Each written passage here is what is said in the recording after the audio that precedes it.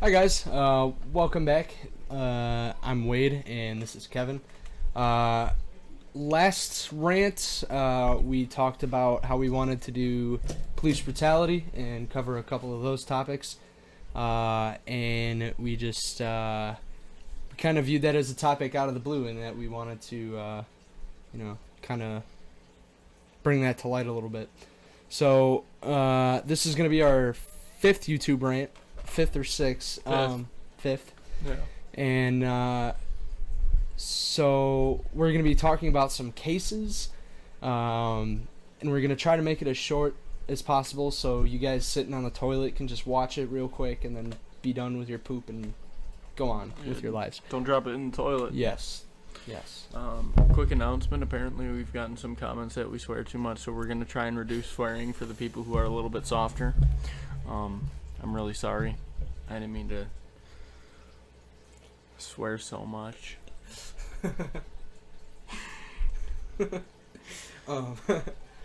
Alright. So I first want to start out with the definition of police brutality. Wade. What? No, I was saying. Oh, me is the definition?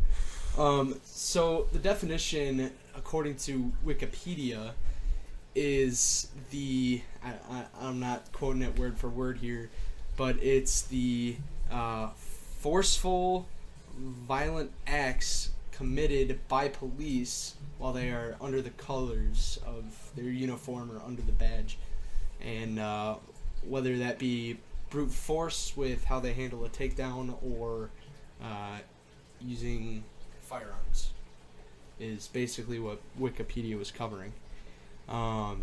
And before we actually take off, I want to show a little bit of a quick fact. In the 1920s and 30s, under the Hoover administration, something came into act called, I can't remember the exact act, it started with a V, but it started the Prohibition. And so it is seen that police corruption and police brutality have started in America from that point on, or at least raised it and became more common after and during the Prohibition. So first we want to talk about a case really quick that kind of got our attention. Kevin, if you want to talk about it. Alright, so a 12-year-old boy in Cincinnati was... Cleveland, not Cincinnati.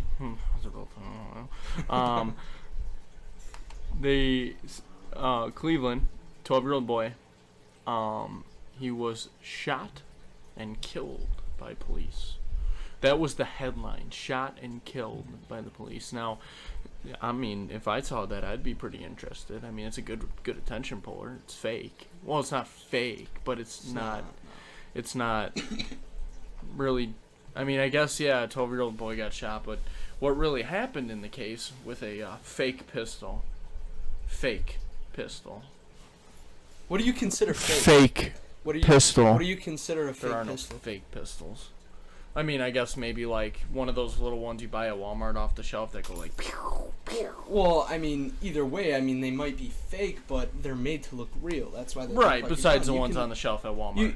you could take like a Dollar General little pistol that makes a pew pew sound and spray paint it black, and when you're 15, 20, 25, almost 30 feet away, and it's dark, or even if it's a little bit light outside, you're not going to know much of a difference. No, but the article said fake pistol. No, it wasn't. It actually turned out that the boy was pointing, or like showing, waving around a BB gun that looked identical to a real gun. I mean, obviously, if you were up close, you'd be like, this isn't real, but imagine if a cop saw that and got a call, hey, there's this 12-year-old kid that's waving a fucking gun around, you know. Yeah. And he's pointing it at people. People are going to feel scared, and, like, that's something that you don't joke around with, so, you know, and they consider that as a fake pistol now. BB gun can do some damage. I mean, yeah, it might not... in the yard as kids shooting each other all the time, that shit hurts either way. And if it shoots a projectile, it's at least on some level real. Yeah, I mean, take your eyeball out. But there really, I wouldn't say there is such thing as a fake pistol besides the ones on the Walmart shelf. But the way that the media described it was that the police killed the 12-year-old boy when he really did nothing wrong. I mean, he's 12, yeah, like, he doesn't I mean, he's young, like, he's not developed. But the media of was it New York Times? It was the New York Times. Yeah, New York Times was like blamed it all on the officer, when if you were a police officer and somebody pointed a fake gun / BB gun that looks pretty identical to a real gun, you would have to make that decision in the moment, you know. And obviously these people want to go home to their families at night. They don't want to get shot. They want to be able to see their family in the next morning, or go home at night, or go home during the day. I mean, these people have lives other than policing, you know. And that's something that seconds of decision is really where this police brutality comes in. You know, and it's usually not the officer's fault. It's usually something that has led up to the death of a 12-year-old boy, or the chase of somebody, or maybe a little excessive force on somebody that's resisting, but the media will describe it as police officer bashes in guy's head into concrete. Well, and the problem is I've said this before and I'll say it again, the media blows things way out of proportion. The kid had a BB gun. Now, there's a difference between a BB gun and an airsoft gun. BB guns hurt a lot more than airsoft guns. And they weren't exactly clear because, again, people don't know shit. So it's very difficult to know exactly what happened in this scenario. But from the Washington Post to the New York Times, which, by the way, the New York Times article was if I wrote it sophomore year of high school. Like, grammar errors. Why didn't they use a little bit better language? They, even in the middle of the article, they said shot. They could have said, you know, used firearm, or just the language of it was obviously directed at one agenda, and that was against the police. That it was to say that the police did something wrong and that they should pay for it. Now, we see this in a lot of cases. We see that I've had arguments with people about this before. Does police brutality exist? Yeah, it does exist. I mean, people make mistakes, or people have a rough day, but that's no excuse for somebody to get hurt. On both sides. I am definitely both sides. Yeah. But, you know, like you said, there are bad. I mean, I wouldn't say people have bad days, and I'm sure people watching this have had a bad day where you just want to show your inner Kyle and ram your drywall missile right through the wall, you know. But you just have to. Most police officers are good. Most of them are good. Now, determining if they're good or bad is not if they wrote you a ticket for speeding. One did, one didn't. That doesn't determine. It's just doing their job. It's officer's discretion. I mean, some cops are gonna let you go with the brakes, some aren't. That's not police brutality. That's just, you know, that's just how it is. And in the state that we live, and that's Illinois, for all you people that said that police need to get a ticket quota by the end of the month, that is false. There is no such thing as a ticket quota, and that comes from a cop. Because that was one of the questions I did have that I asked. There is no ticket quota. Some departments have like, oh, you need to write, you know, 2 parking tickets in a night. You know, if you don't, not a big deal. But there's no like, oh, the state police officer has to get 25 tickets before the end of the month, so he's going to purposely pull over everyone he can. No. Continue. So the cases that we've seen, I mean, we had one in Chicago a couple years ago. We've even seen cases the very few times I watch the news, I've seen cases where an officer accidentally grabs his gun instead of his taser. And again, that's a mistake. I mean, whether he's telling the truth or not, it's a mistake. Especially when you are trying to apprehend somebody and you're already in close counters and you already you don't have quite the full capability to wrestle that person to the ground. Wrestle. This is not a joking mood.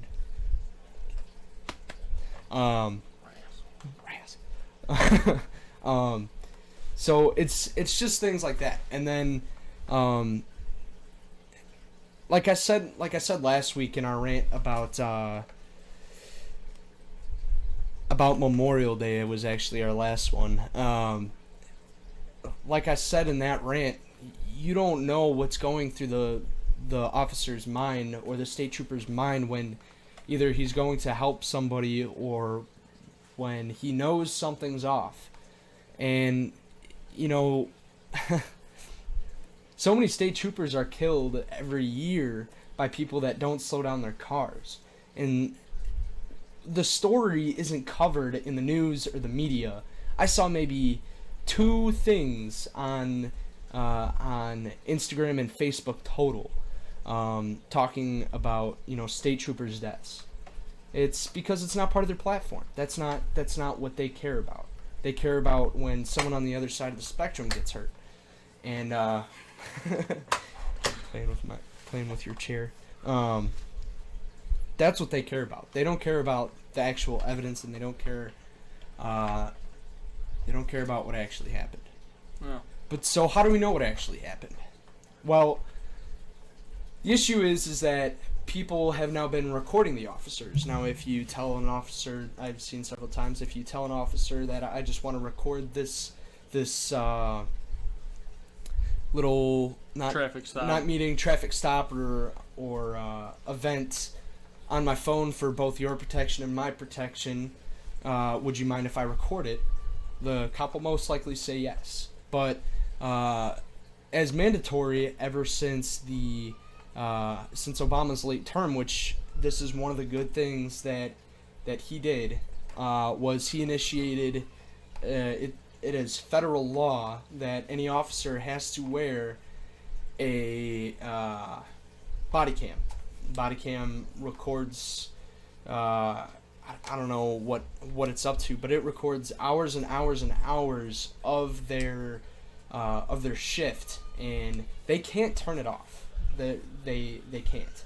So basically the way that it works, as I've seen firsthand, is, let's say the cop pulls someone over,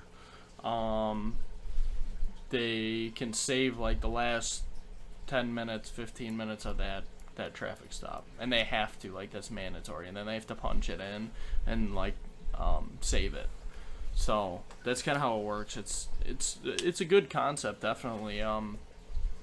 You know, but those people that you see on Facebook videos that are just giving police hard times, like, it's not cool. Like, it only makes your life harder. It only makes his life harder. It only takes longer. Just be cooperative. Even if maybe the police officer is wrong, take it to court. Like, if he doesn't show up to court, then the ticket gets dropped. But, like, that's just besides the point. Like, I've seen so many videos of people just being rude and, like, kind of harassing the cops for no reason. And it's just like, they're just doing their job. Especially when it's a white cop. And it's a minority, so to speak, who claims himself a victim simply because their taillight's out, which is a ticketable offense. So, and these people, half the time when they're recording, they're being so mean to the officer, they won't let him finish a sentence, they don't keep their hands on their steering wheel or where the officer can see them. They're not following what the officer is saying, which is not only for his safety, but also for the safety of the person that he is stopping. On another note, something, that kind of just popped into my head, and I'm wondering your opinion, and I don't even know what I think about it yet, but so I've heard people say this before, but we support law enforcement 100%. 100%. We think that they protect and serve, and that's their main mission, and they are people. They just want to go home, and even though they don't agree sometimes with what they have to do, it's what they do.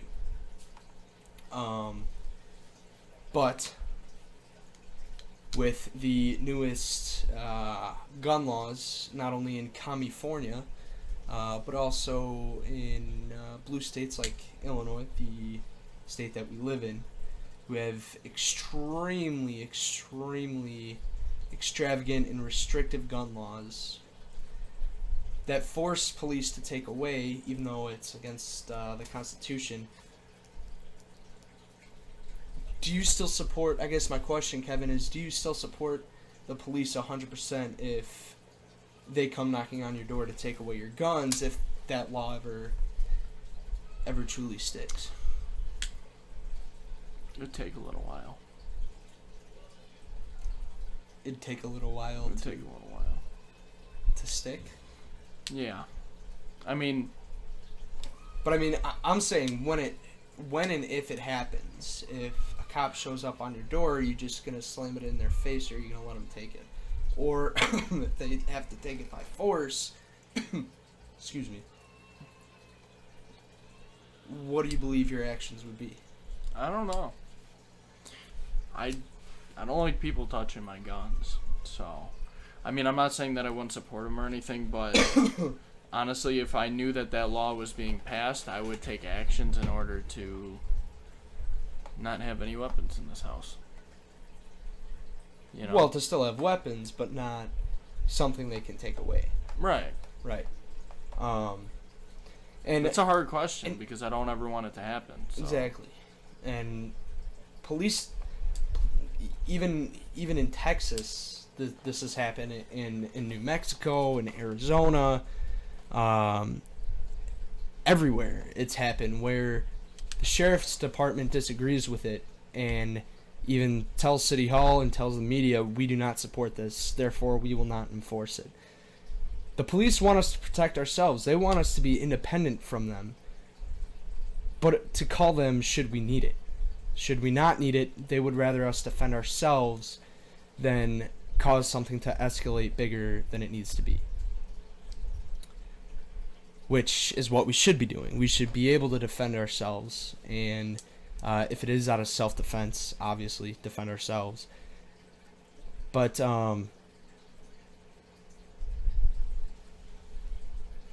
that's really it. Yeah. There's millions of topics we could talk about. I like subtopics on this topic, but really all I have to say before we head off here is support your local police department. Be nice. If you get pulled over, be respectful. The more respectful you are, the nicer they're going to be. And the faster it's going to go. And the better your chance you're going to walk away without getting a ticket. Or the nicer you are, the longer it's going to take, because the cop isn't going to want to deal with other people's shit. Exactly. He's going to want to talk to you, see how your day is going. Which, again, I was just pulled over, and I kept my hands on the steering wheel, and it was a safety inspection. And I shit my pants. I almost shit my pants. So, and the officer asked to see something in the truck, and I said, would you rather me get out so you can take a look? And he said that would be wonderful. And that's what we did. So, he was looking for a fire extinguisher. He found it no problem, because I kept it in a good place. But yeah, so like Kevin was saying, be nice. And who knows, maybe you'll make a friend. Because everybody needs a friend. He's not my friend.